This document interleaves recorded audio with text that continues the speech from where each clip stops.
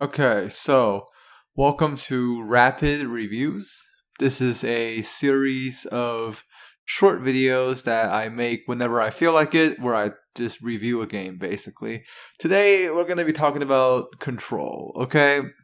Now, Control is a game that I've had for a long time.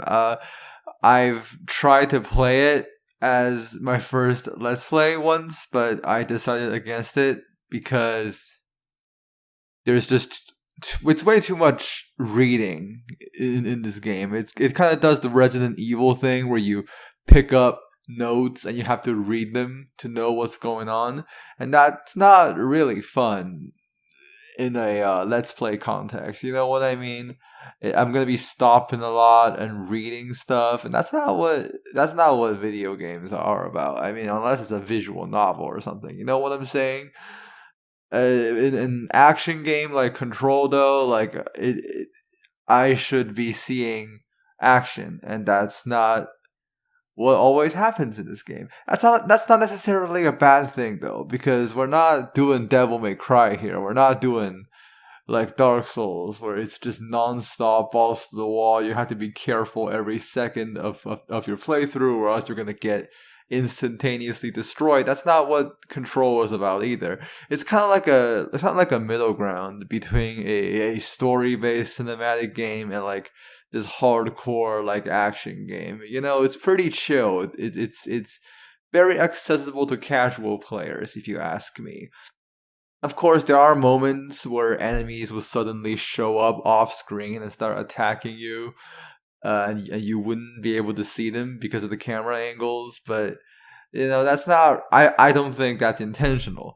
Anyway, as I was saying, Control, gameplay wise, it's an action game. It's easy. It's accessible. If you don't like how hard it is, they even give you all sorts of options for you to tone things down and make the playthrough sort of simpler and less arduous on your body. And I do enjoy that, because sometimes people don't want to play a hard game, and that's not what a lot of people understand. You got the whole like get good crowd with Dark Souls, where it's like, no, you're not allowed to ask for help, just go fuck yourself.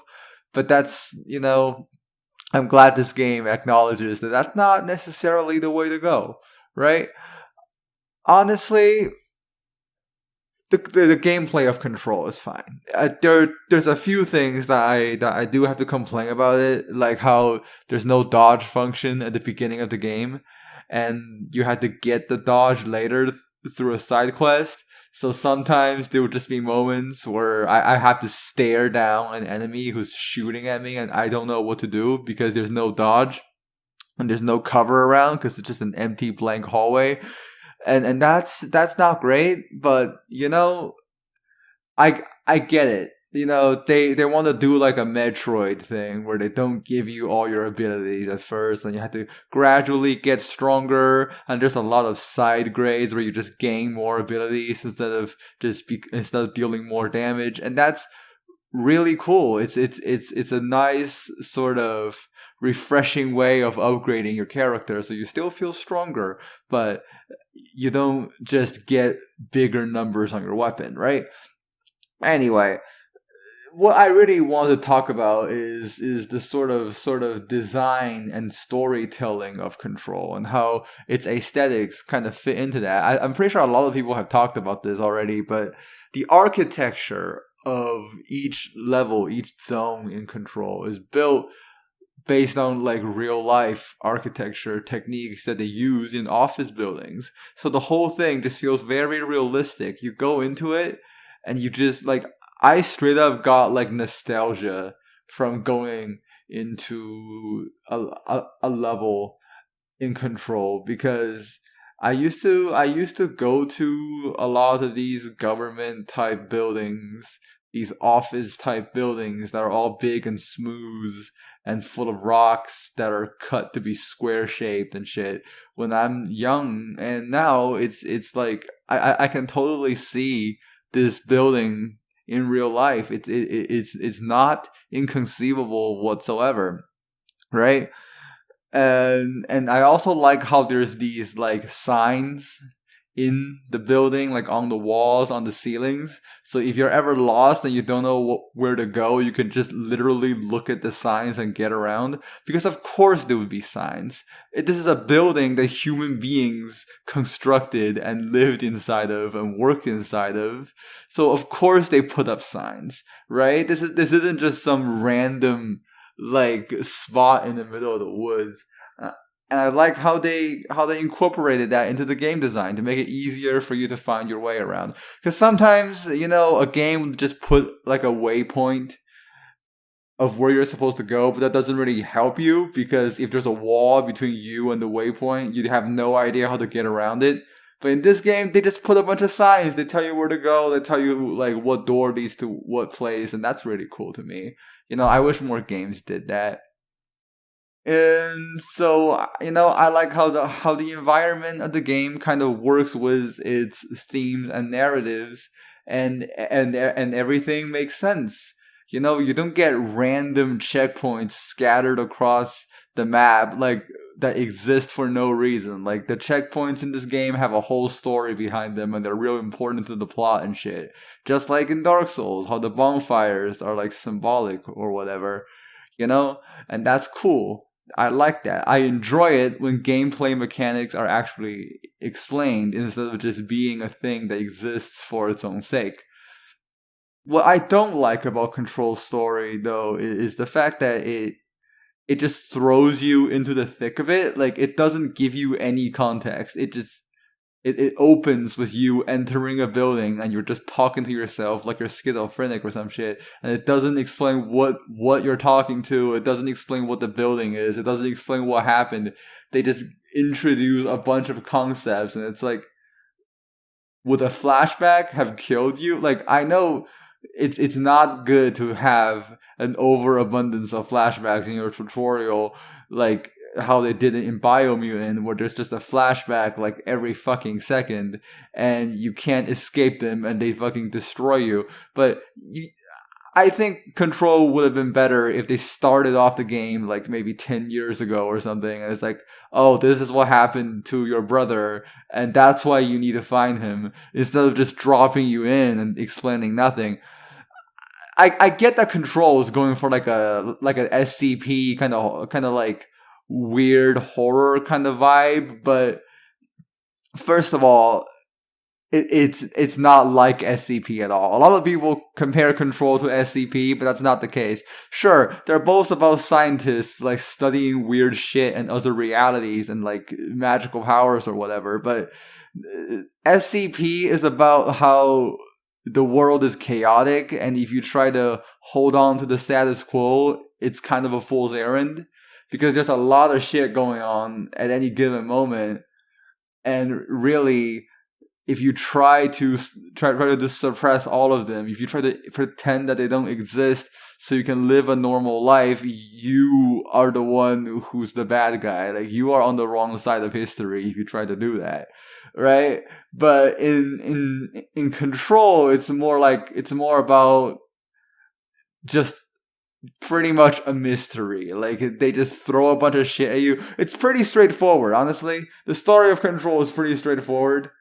At the same time, like the only reason it seems complicated is because they don't explain anything to you. And I'm not going to spoil too much of Control story because I do want you to play this game for yourself. I do think it's fun to play, right? They give you all kinds of abilities to mess with, and when you shoot the gun they give you, it feels real good when your controller vibrates, right? And you shoot the guns like a big bang and shit. It's all pretty cool in that department. But the story, it's really weak. Like I feel like it's unnecessarily abstract.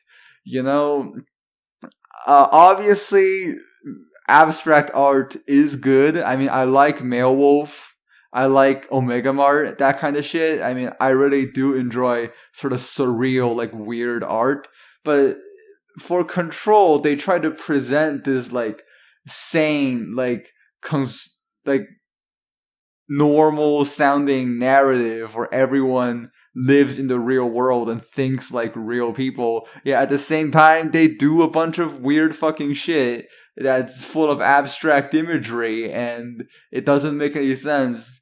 So, but the characters don't question it. The characters don't really think about they don't reject what's happening. They just go along with it, and that's kind of weird, right? That would never happen in SCP. Like SCP stories make a big deal out of the fact that this is weird shit, but it's also real, and the fact that the people can't accept it is kind of the whole point. Like the central theme of SCP is that sometimes maybe you need to learn to accept that the world is changing instead of holding on to your own like predisposed definition of normal, right? But in Control, it just feels like everyone is completely okay with what's happening, even though they really shouldn't be.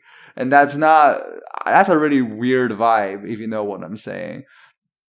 But aside from that, like, I do like some of the concepts that Control introduces. You know, I do think that its story is creative, even though it's obviously based on SCP. It is different enough from SCP to be its own thing. That much I will say. Like, it looks like SCP on the surface, but once you delve deeper, it has its own identity. It has its own new ideas that it brings to the table, right? So all I'm trying to say is it's been like what 2 years since Control came out. If you haven't played this game, go play it. All right, it's fun to play. Its story is kind of weird, like I said, but I know most gamers don't really give a shit about that. So go play this game. All right, wait. The Steam summer sale is coming. Check it out. I mean, the Epic Game Store kind of fucked it up, but just buy it on Steam. Like, don't worry about the fucked up pricing with Epic. Steam has a better version that costs less for more content. Just go check it out. I recommend it. I give it like, I'd say maybe a 6 out of 10 at least. So please go check out Control. I really do believe that this game has a lot of potential. It just don't go into it expecting it to be an SCP game, because it's not. Its story is not as deep as SCP, and its themes are completely different than SCP. It's aesthetically similar, but that's as far as it goes. So just keep that in mind, and I think you're gonna have a good time. All right, that's about 12-13 minutes, so not too long of a video. I'll see you guys next time.